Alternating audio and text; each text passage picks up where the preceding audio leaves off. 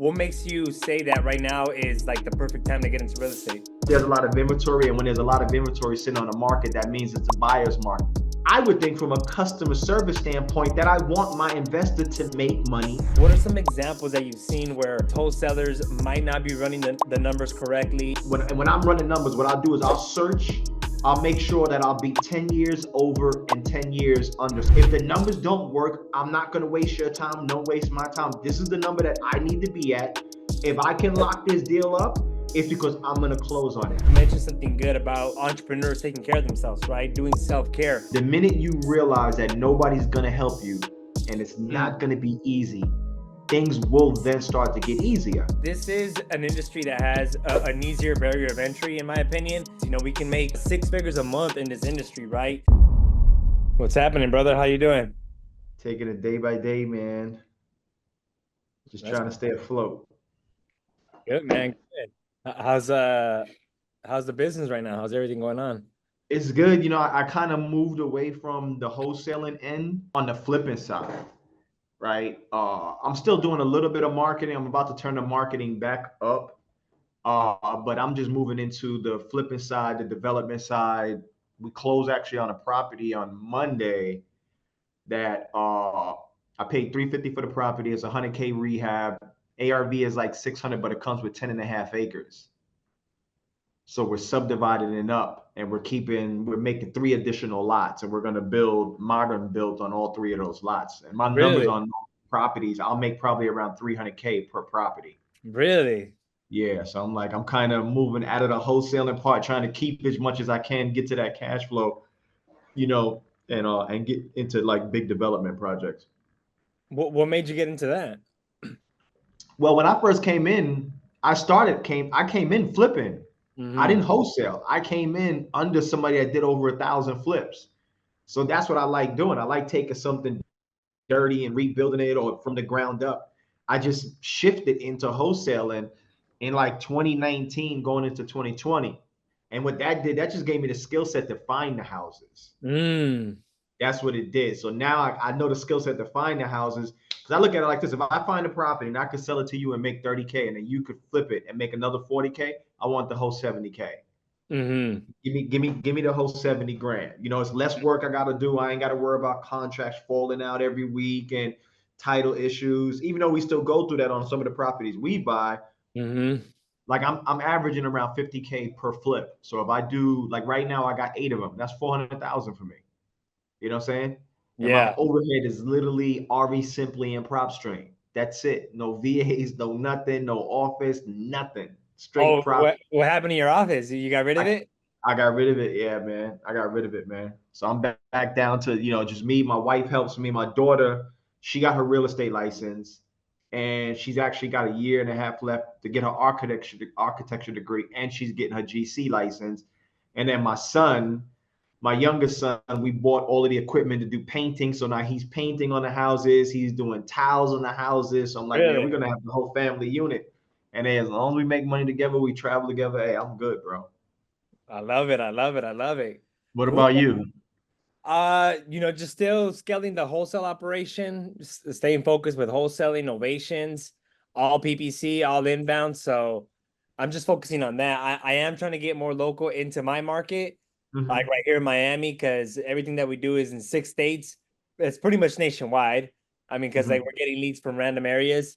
But just staying focused on that, not really holding on to a lot. I still got a few rental properties that I'm not trying to sell. I did sell a few maybe like a year ago or so.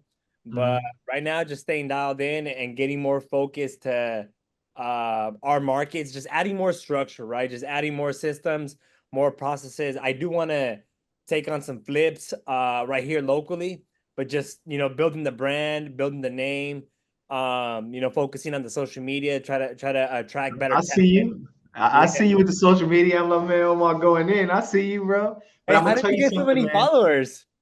I was in the music and everything, man. I have my Instagram account for 7-8 years, being all type of celebrity campaigns and stuff like that. I was, I kind of slacked off, but I'm gonna tell you one thing that I see that you're doing that's very, very important. And we could talk about this, that a lot of entrepreneurs don't do, is that self-care.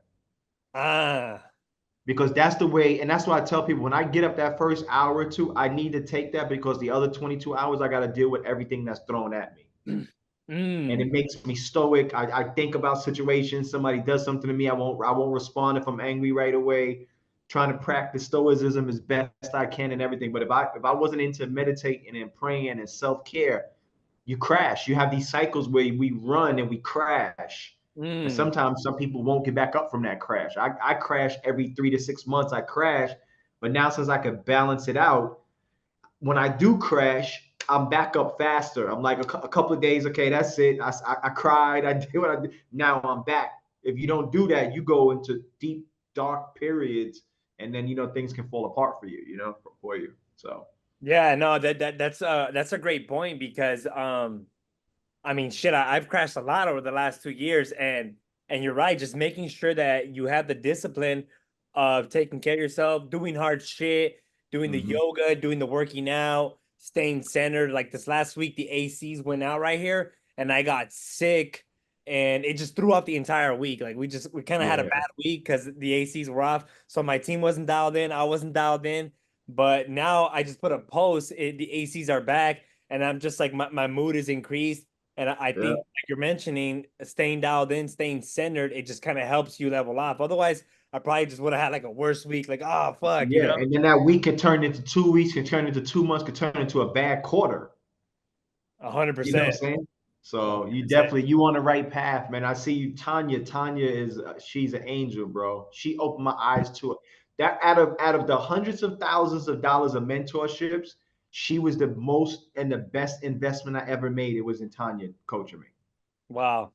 Yeah, out of all in and everything, she was the one that balanced me out, bro. It was Tanya. Yeah, we worked with her too for some time. I remember she mentioned that you and your wife, when you guys would argue, I think you had like you guys had like a safe word or something where Yeah, you know yeah, yeah, yeah, if yeah. you guys would like starting to get like mad at each other, you would just use a safe word like, all right, That's whatever it. the safe word was. Stop right here. Let's just stop right here. We're going to continue this tomorrow, but let's stop. That's the word, stop. Because sometimes you push people past the point and they'll say something or do something that they really don't mean. And me and my wife, man, we've been together 36 years, so we kind of 36 know each years? other. Yeah, we've been together since we were 14, bro. Oh shit. Well, how old are you already? 51. What the fuck? Yeah, Yeah, man. I didn't think you were 51. Yeah, nobody does. They're like, this dude is in his early 30s. I'm like, bro, I'm For 51. real. Our oldest son is 30. Holy shit, bro. I'm your son. Yeah, yeah, you I'm could 30. be. Yeah, my son is your same age. He just turned 30 in February. Oh man. Cool, And I'm man. preaching the same thing to him about self-care. I'm like, take care of yourself because people think that it's easy as an entrepreneur, bro. It's not. It's harder. You give up a 40-hour work week to never take a break, Fuck, you man. know? Like it's fucking it's hard, dog. Entrepreneurship is not easy. Like you gotta make a lot of sacrifices. Yeah, but you get to control your outcome. That's the most important thing. You get to control your outcome, your legacy. That the average person working a 9 to 5 is never going to break loose. They're never going to do it. They're never going to take chances, and they're going to work for some company until they're 60 years old and got 10, 15 years to enjoy their life, and then they dead with a bucket list of shit that they never did. Absolutely. So Absolutely. Hey, we wouldn't want to have it any other way, right? exactly.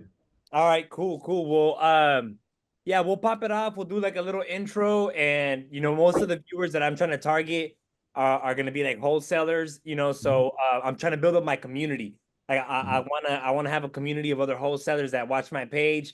I can put them up on game and everything. So we'll provide some actionable advice, actionable items, so that they can go ahead and listen to our content, listen to our podcast. They can be like, damn, you know what? I want to tune into the next episode because this guy provides value. Mhm. All right, cool. So it's already recording, and then my content team will just go ahead and just edit this right here, put it up on YouTube. So introduction today to the Omar Lopez show. We have my boy Shamus right here. I've been knowing Shamus for the past couple of years right here. And this guy's a boss, an absolute beast based out of Atlanta, Georgia. So on this podcast, we're providing value to all of our wholesalers. We focus specifically on wholesaling real estate, but we're also well-rounded in staying fit with your faith, family, fitness, and finance. And that's exactly what me and Shamus were just talking about right now, a little bit ago right here. So Shamus, why don't you give us an introduction of who you are, what you do, brother? First of all, I appreciate you having me on the podcast. My name is Shamus Goss. I'm from Atlanta, Georgia. I'm a serial entrepreneur. I've been an entrepreneur for like 32 years. I know I don't look the age, but I've been an entrepreneur my whole entire life. I've been in the music industry. I went into the athletic apparel industry, and then I went into real estate. Well, actually, I went back into real estate because I took a shot at it 3 times and kept failing. And it was God that pushed me back into real estate. So I'm based out of Atlanta, Georgia. I do a lot of fixing and flipping, getting into new construction, wholesaling, and the thing right now. And I try to tell a lot, especially the listeners that's listening to your show. If you're new, there's never have been a better time for you to get into real estate right now. Like people are waiting, and I'm like, you wait, everything is going to be eaten up by the sharks. Like you got to get into real estate right now. So I'm definitely here to give value, to educate as much as I can. And once again, I appreciate you for having me on. Absolutely, brother. Absolutely. So, you mentioned a good point right there. It's a good time to get into real estate. What makes you say that right now is like the perfect time to get into real estate? Well, I watch market cycles, and we're in almost an identical market cycle in that we had in 2008 to 2010, right? I think it's going to be a little bit different. It's not going to crash as hard as it did back in 2000 and 2008, but all of the high interest rates going up, inventory, a lot of inventory coming on the market and stuff like that. If you can train yourself to identify these deals right now, sellers are giving you bigger discounts on properties than they would have in 2021. 2021, you could sell anything to a hedge fund, you put it on the market, they're buying it for 30,000 over market. Now you have to kind of use your expertise when it comes to design and price point and locations and seasons and stuff like that. So I think it's the perfect time because there's a lot of inventory, and when there's a lot of inventory sitting on the market, that means it's a buyer's market. I can be looking for a house and I got 100 houses to choose from, right? So from a Right. flipping standpoint, I try to design houses that when you walk in, you're going to see something in my house that you're not going to see in all the houses. Like one of the flips we just did, I put a black toilet, a black bathroom, and a black toilet. Everybody's like, why would you do that? I'm like, the house sold. All the houses I put black toilets and black bathrooms in, they sell. So I think it's the perfect time to get into it. And I think if you can actually study and become ethical at wholesale and real estate, that's the most important key right there, is learning to find the deals. That's the most important thing. Absolutely. I mean, that's such an interesting perspective because you might have the opposite side that says that right now it's a little bit tougher because of the higher interest rates and that the market slowed down. When interest rates are low, it's a frenzy where everybody's getting all the deals. But you're telling me the opposite side. You're saying, you know what, right now is the perfect time to position yourself. So I love that. I love that right there. And you mentioned something good right there. You said we spoke about this a little bit earlier, and one thing that I want to address is like, what is one of the problems or challenges nowadays that you see amongst wholesalers in the industry?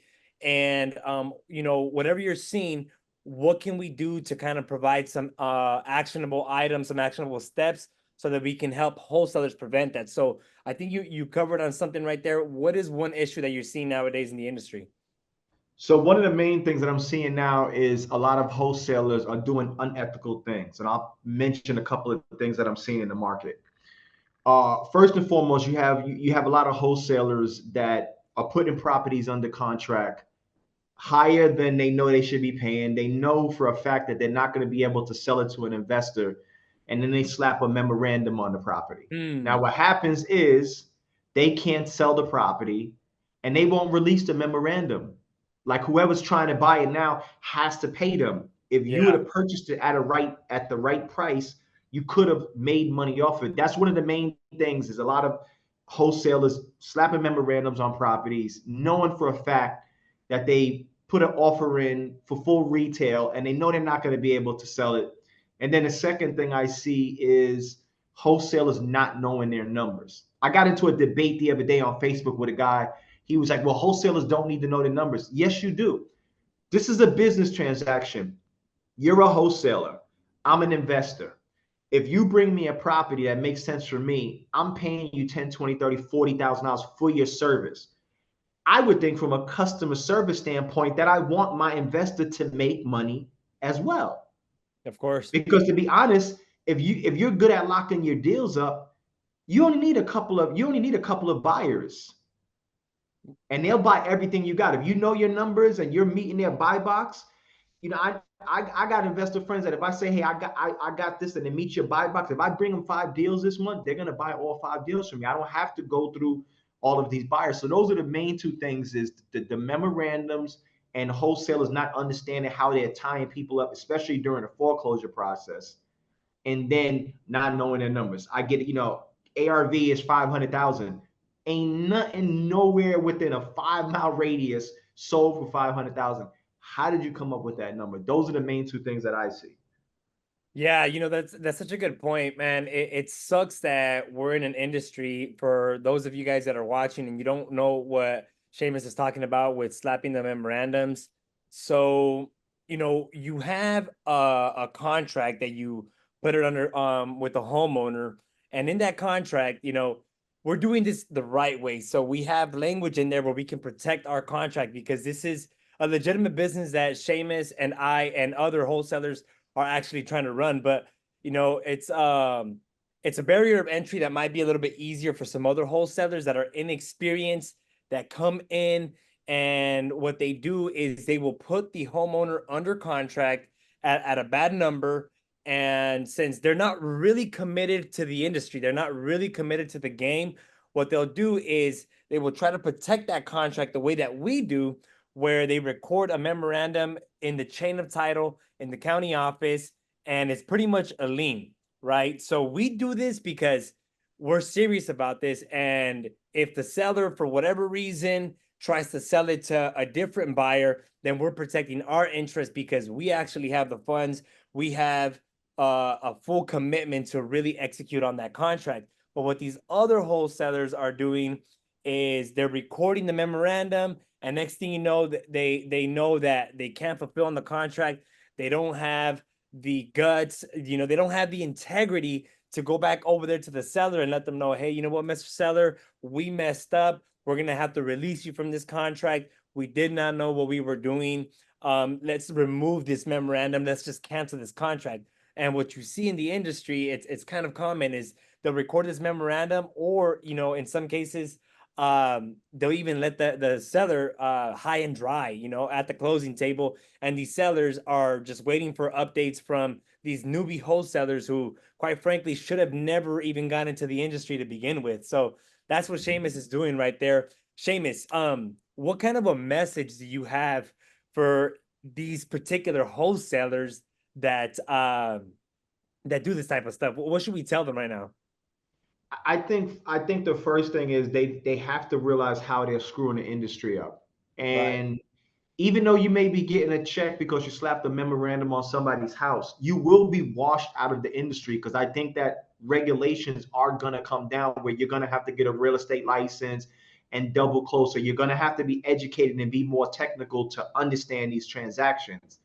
So I say you better get as much money as you can right now, because if you don't invest in the proper education, the proper way to do it, and build some type of integrity, like Omar said, it's a money grab, and then you're out of here.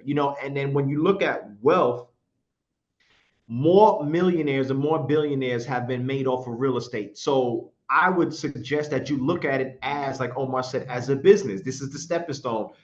Wholesaling, let me do it the correct way. And then you take those funds and you invest, and you start getting into flipping, into owning properties like yourself and I, and rentals. And that's how you build wealth, is take it serious, invest in the proper education, and just have integrity, when you're dealing with these homeowners. Because like you said, some homeowners get left out at the closing table. Nobody shows up. They can't close. Houses in foreclosure.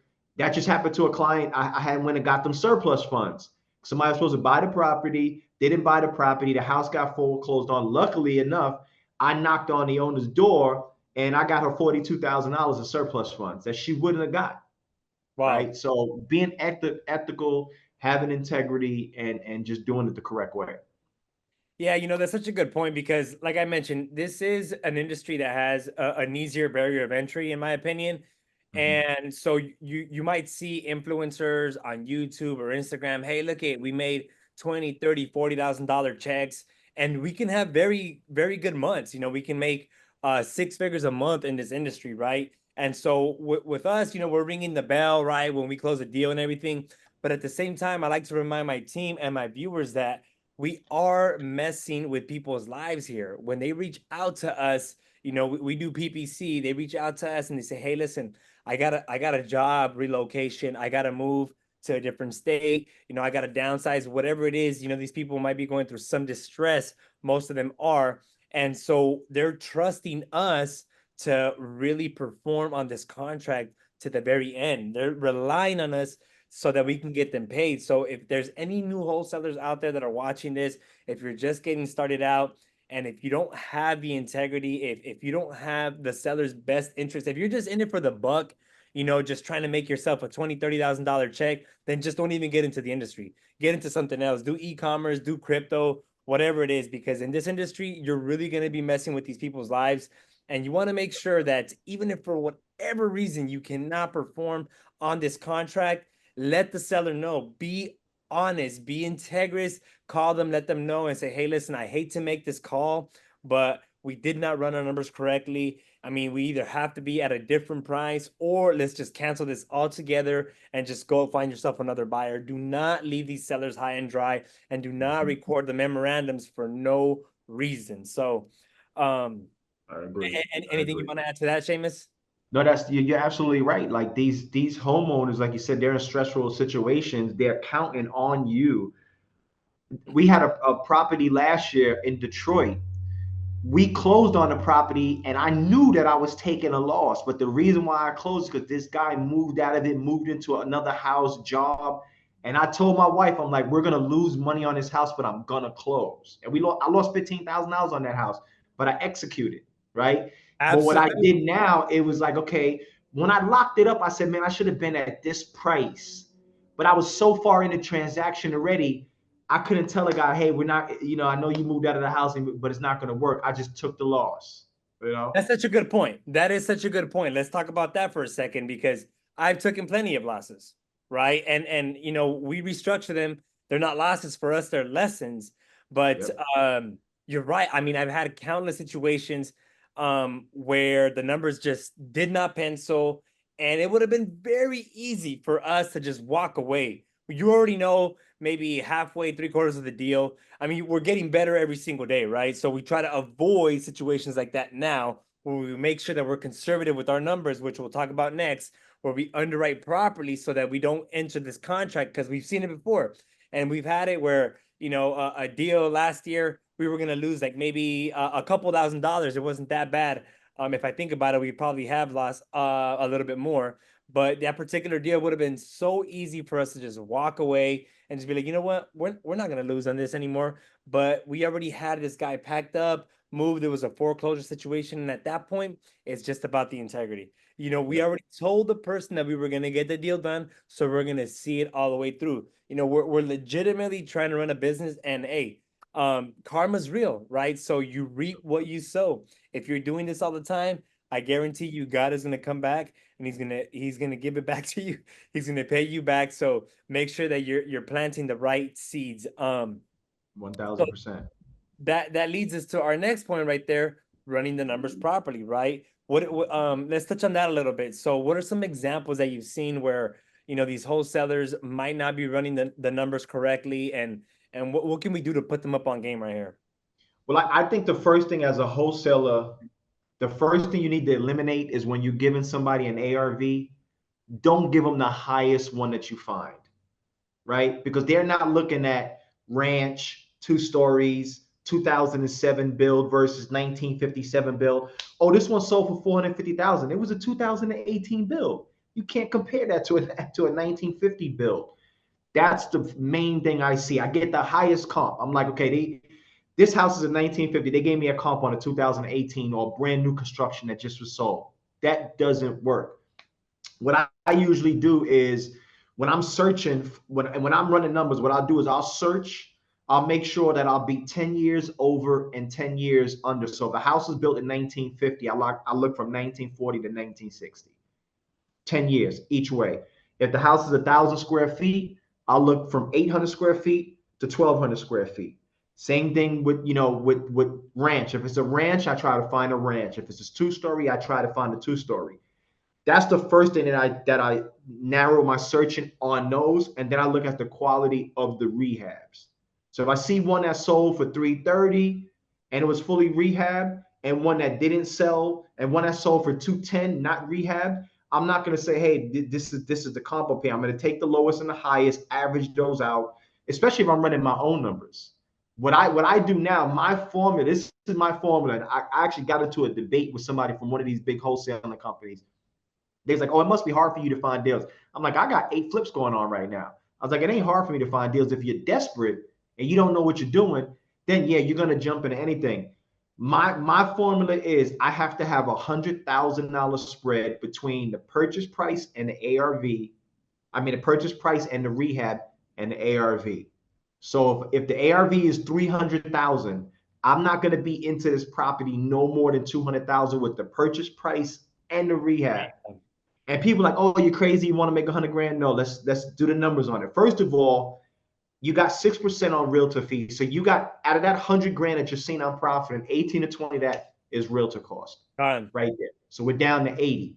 Then if I'm using hard money or private money, you got another 10 to 20 grand in hard money and private money costs. So now from 100, we're down to 60. And what I've been doing to get our houses to sell is I've been giving a $10,000 seller concession to every buyer that helps them towards their closing. So if it's an FHA loan and it's 300,000, they got to put 10,000 and $500 down. I'm giving them 10,000. All you need is $500 to come to the closing table. Right. That's how I make my 50K. Right. And if anything, and usually if you go on FHA or VA, they're going to give you a punch list. Like we had to just change two window seals. That was $800 last minute stuff. But that's how I'm able to average 40 or 50K on a property, especially if this property is going to take me 6 months. That breaks down to $7 grand a month.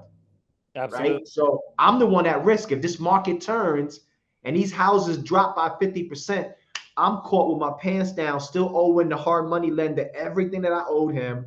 I'm the only one that takes a loss. So that's my formula. So if that formula means that I'm only going to do 10 flips, 15 flips a year, I'm cool with that $750,000. That's my personal formula. Absolutely. Yeah, I think this is something that's not really talked about too much in the industry is comping, right? Running the numbers. Everybody says that it's sales and marketing, but you might have the best marketing, you might be the best at selling, but if you don't know how to comp and underwrite these properties, you're going to lock a bad contract. So one of the things that we're doing is we have frequent comping exercises. We started seeing it with us, right? We were being a little too optimistic. Wholesalers, what you have to do is you got to go for the comp that is like the lower price point, right? Don't be too optimistic. Don't try to go and say, you know what? We have a 300 ARV. Look at the other ones. Look at what's active, right? Look at what's active nowadays. A lot of the times we're looking at what's sold, but check out what's your competition, because if your competition is selling for a lower price, then and it has a lot of activity and it might sell at that price, then that could be a new comp right there. So what we started doing is 3-4 days a week, half an hour of comp training, right? Because I started seeing it with my team. With my team, we started getting bad contracts because of bad underwriting. So I said, you know what? We had a level 10 meeting and we said, all right, what we have to do is more frequent comp training. So now, as part of like sales training in the morning, we'll do call review, role play around sales, but we also do half hour of comp training, just an exercise with everybody else.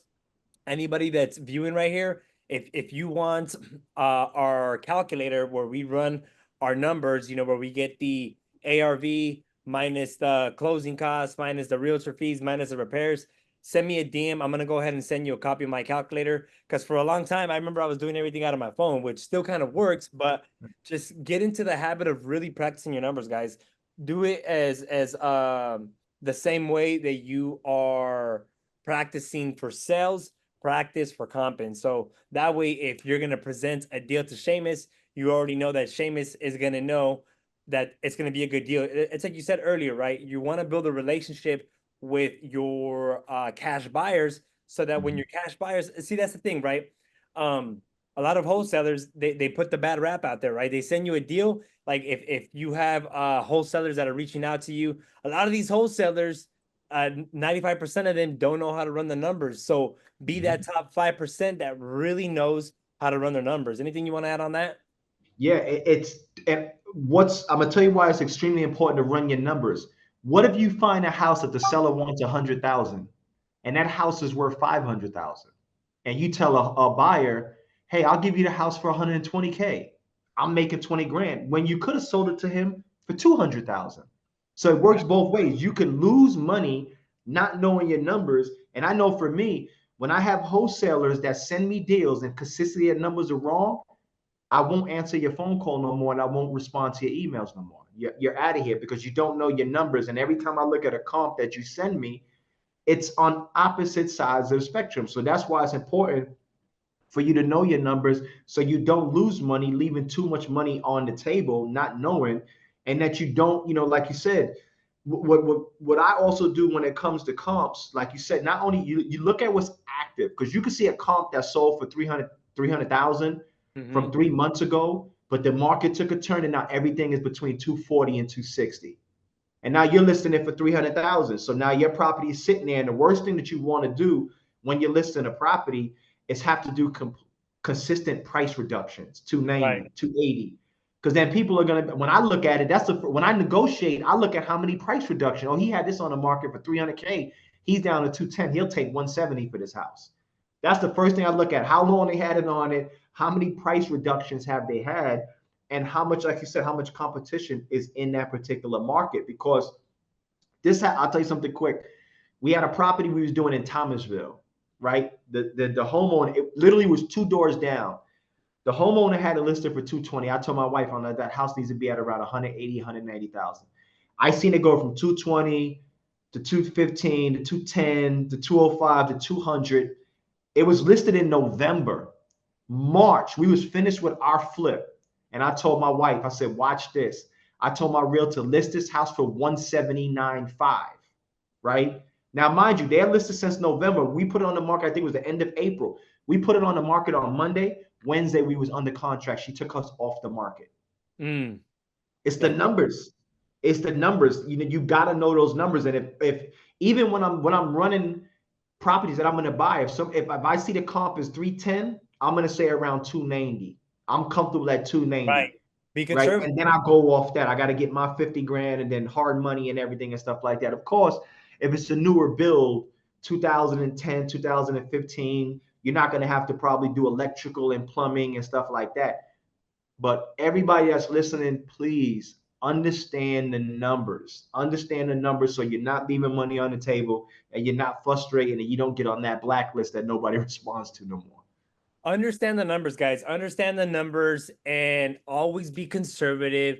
If the deal doesn't make sense, if you don't really have a good feeling about it, just don't even lock it up, right? Because you're going to be doing yourself a disservice. You're going to waste your time. You're going to waste the seller's time. I tell the sellers too, when these sellers reach out to us and they want a higher number, I tell them, you know what? We're going to be a little bit more conservative, but our offer is going to be one that you can completely rely on. Somebody else might give you the number that you want on paper, but I'm going to caution you.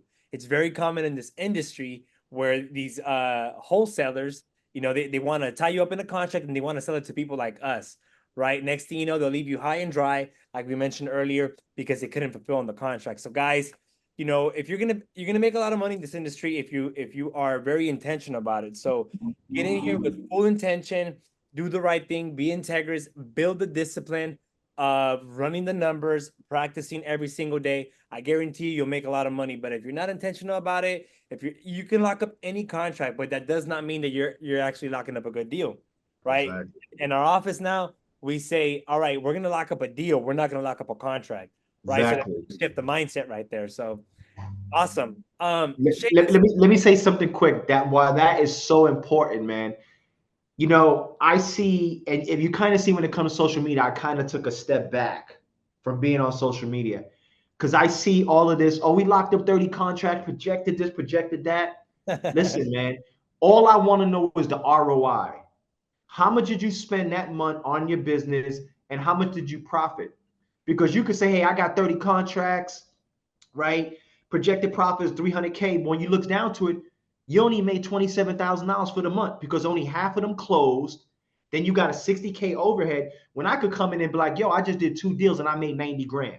Let's talk about profit and ROI. I don't care about what you locked up. I want to know what you closed. That's what I want to know. And I agree with you. If the numbers don't work, I'm not going to waste your time. Don't waste my time. This is the number that I need to be at. If I can lock this deal up, it's because I'm going to close on it. So, I mean, I hear it all the time and project. I don't want to know nothing projected, man. Don't tell me no projected. Tell me what you made for that month, for that quarter, for that year. I look at companies, and when we slim down, I'd rather be a company that makes $1 million a year with 3 people than somebody that makes $1 million a year and they're only at a 15% profit margin because they just want to post on the board. Look at all these contracts we got. Yeah, but you didn't close half of them because you locked them up at the wrong numbers. I just wanted to touch that because I see that a lot, and I'm just like, you know what? I'm staying away from that. I mean, that's such a good point right there. That's such a good point. It's not what you contract, it's what you actually end up closing, guys. So Exactly. make sure that these are good contracts. Your underwriting process is smooth, and it is sales and marketing. Make sure your marketing is dialed in, and make sure that you also have the discipline on the sales call to really stay where you need to be at. A lot of the Exactly. mistakes that I see these wholesalers make is they want to give in. They want to give in to what the seller wants, right? But the best deals are locked up by staying disciplined, knowing your numbers to an absolute T, and just really telling the seller, you know what? This is my offer. This is my maximum allowable offer, and staying there. Oftentimes, these wholesalers, they just want to get the contract and they give into what the seller wants. Oh, you know what? Right away, they'll give them the price they're asking for. Next thing you know, they can't fulfill the contract, or they're making very little, like you said. Exactly. Yeah. Shamus, as we start putting a bow to this, I know right before we hopped on here, you mentioned something good about entrepreneurs taking care of themselves, right? Doing self-care. Let's touch a little bit on that. You've been an entrepreneur for decades, and maybe some of these entrepreneurs are just going to embark on this journey and they're very excited, but little do they know that it's going to come with a lot of challenges, a lot of obstacles. So what do they have to be doing so that they can take care of themselves, stay centered for themselves and for their family? Well, I mean, I think first of all, and it's crazy because my hair is standing up because I love talking about that specific topic. When you're going to become an entrepreneur, and like both of my sons are entrepreneurs, my daughter's an entrepreneur, and I told them the minute you realize that nobody's going to help you and it's Mm, not going to be easy, things will then start to get easier mm. because then you realize that hey, you become a problem solver. That's me. If something happens, I'm not going to sit there and dwell on and get upset with somebody. Okay, first thing that comes out of my mouth, how do we solve the problem? That's the first and foremost. Like it's not going to be easier, and it's not going to get easy, and it's not going to be easy to be an entrepreneur.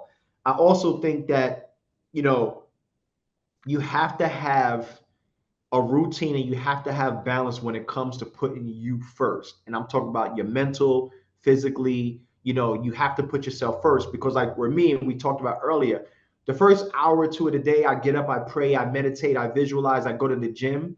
Those 2 hours give me the ability to dodge all of the bullets that shot at me throughout the day. Right. And to be stoic about it. Like, okay, this happened. He doesn't know what he's talking about. He's frustrated right now. I'm going to call him back later when he calms down. Right. Mm. So I learned because that I've been in positions where I had 7-figure companies and I just came in and I shut the company down. I'm burnt out. I don't want to do this no more. Wow. Before I Really? went into before I came into real estate, I had a 7-figure athletic apparel company. I owned a factory in the Philippines and everything. And I came in one day and just told my wife, I'm like, we're closing. And everybody's like, what? I fired everybody. I'm like, we're done. And I was at a 65% profit margin, right? Really? Which is really unheard of. We owned the Wow. factory. I sourced everything, but I was doing 80-hour, 100-hour weeks, which I'm okay with 80-hour weeks if I balance myself. Right. If my health is good, if my eating is right, if my mental is right, if spiritually I'm right. So I try to tell new entrepreneurs is like, if you can start, one of the first books I read after I closed down that 7-figure company was The 4 Hour Work Week with Tim Okay. Ferriss. And I Right. was like, damn, this dude is making fun of me, because if I was just listen to someone and outsource this and outsource that, it would have been much easier. That was my journey on self-development, like figuring out how to outsource a lot of stuff, traction, the 12-week year and things like that.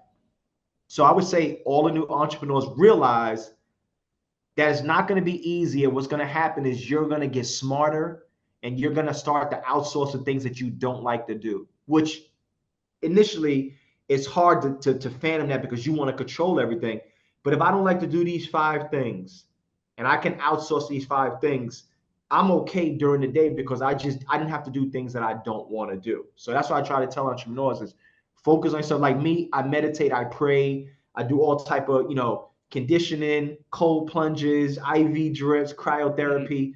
That keeps me mentally strong, and I'm able to deal with, going through a 60-hour, 8-hour, 80-hour work week, where most people, they get hit 1 or 2 times in the face and they're like, yo, this entrepreneur thing is not for me. I'm gonna go back to a 9 to 5. You just threw your freedom away with doing that. Absolutely, absolutely. I mean, that's such a good point. I'm a firm believer that you always have to do hard shit, right? You always have to do hard shit. And if it comes down, to the ice baths, I do them. I got the ice plunge at my house, hot yoga, hitting the gym, waking up early. I mean, that's a mental discipline right there that not everybody has.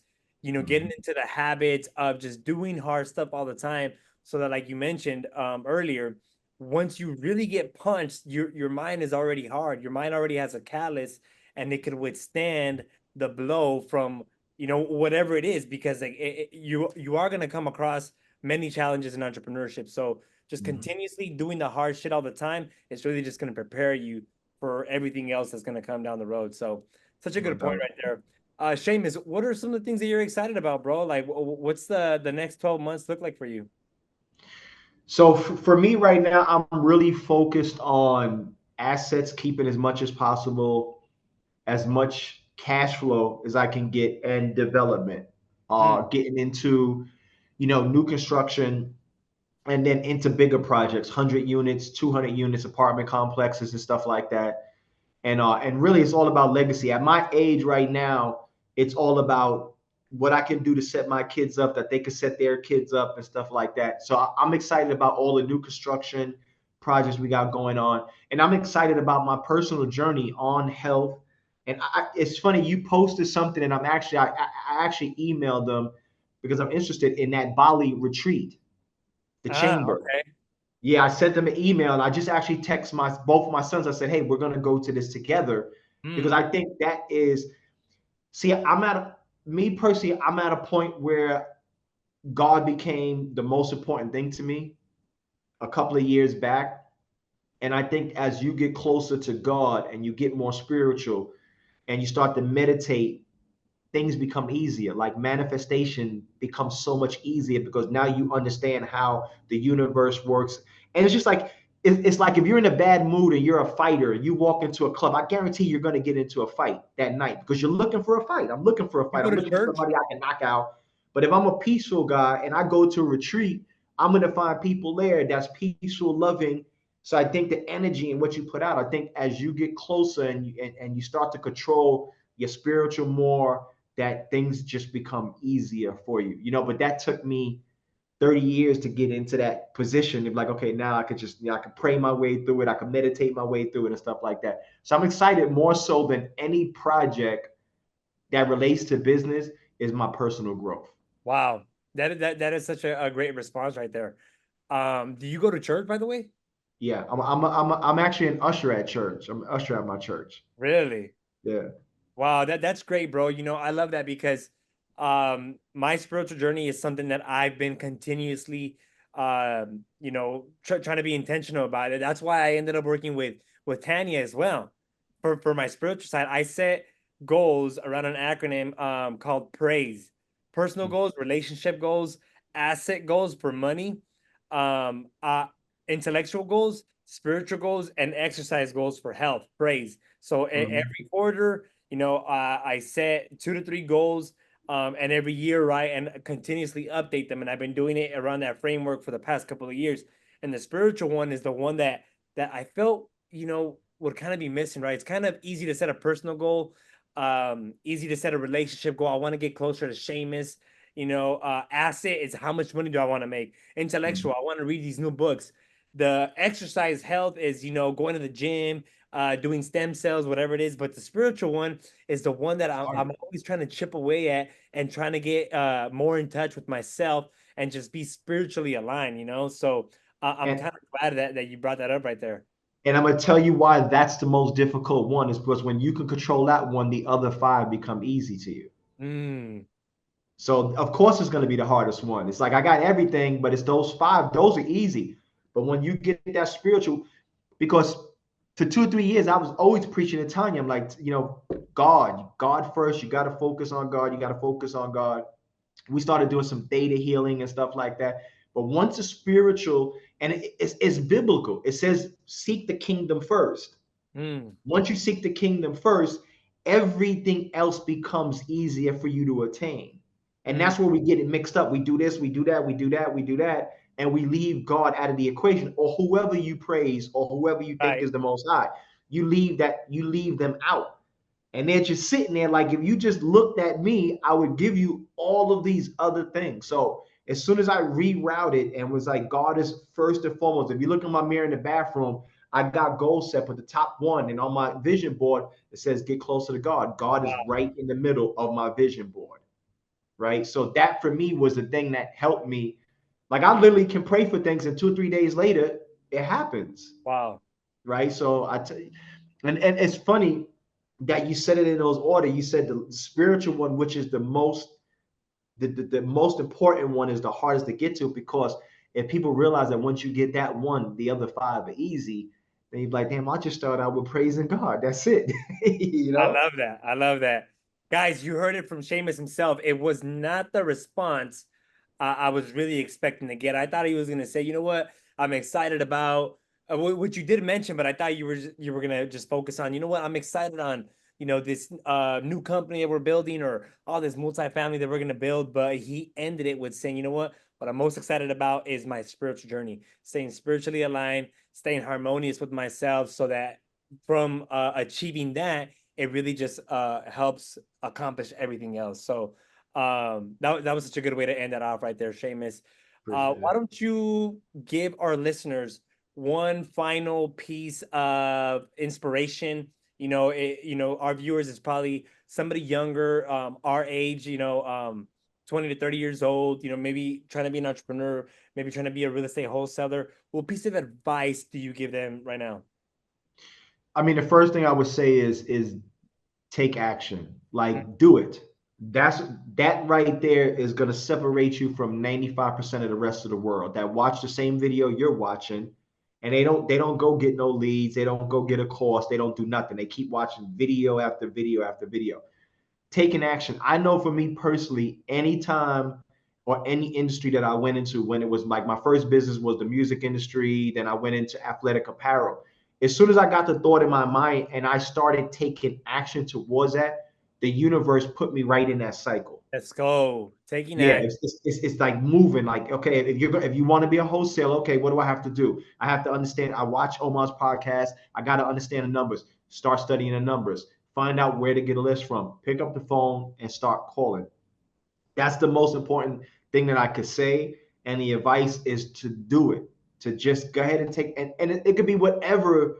It could be your spiritual journey. If your spiritual journey is what you're seeking, start praying tonight. If you want to be a surfer, go find out how much surfboard costs tomorrow. Love it. That, because I know for me, like, it's funny. I said this to my daughter the other day. I said it's funny how I can look today and I can see stuff on my vision board. And as I look back, I'm like, damn, I planned that 4 years ago. And I'm in the same exact spot. I mean, I can look back at old vision boards like, damn, I had my white Range Rover on there. I had the trip to Bali. I had all of that on there. And I look back now, but it was because I put it in my mind. Okay, this is what I want. Okay, how much does it cost? How much do I need to make to get that? How much deposit do I need? action is the most important thing, and the best advice I could give you is go ahead and get started. I love it. I love it.